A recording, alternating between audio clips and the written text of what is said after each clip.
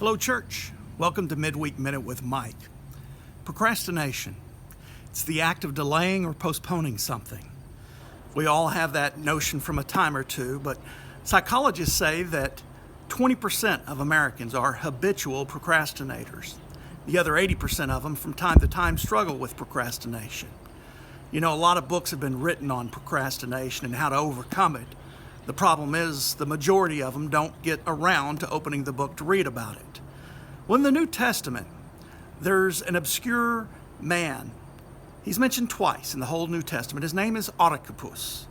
Archippus is mentioned in Philemon, chapter 1, verse 2, where he's getting greetings. He lives in the town of Colossae, and he worships in the home church there with Philemon.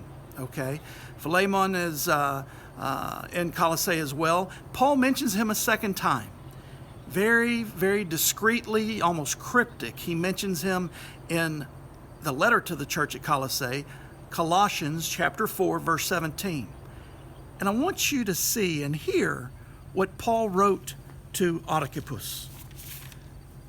Colossians chapter 4, verse 17. He says, "Say to Archippus, take heed to the ministry which you have received in the Lord, that you may fulfill it."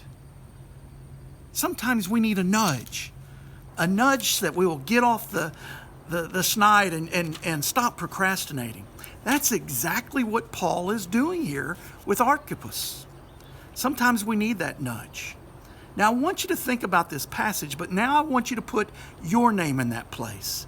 Steve, Bruce, Dennis, Jamie, Tracy, Lisa, Ashton, on and on. Put your name in that place of Archippus.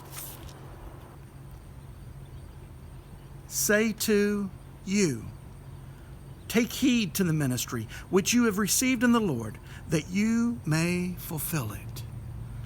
You know, God has some great, extraordinary things for you. You might think you're in ordinary positions, but God has placed you in such an extraordinary position, and He wants to use you. But you have to get with the program. You have to do it. You have to be willing to step up and do the work. Well, this is your nudge. Colossians chapter 4, verse 17. Os Guinness, a spiritual author, he wrote something I want to share with you.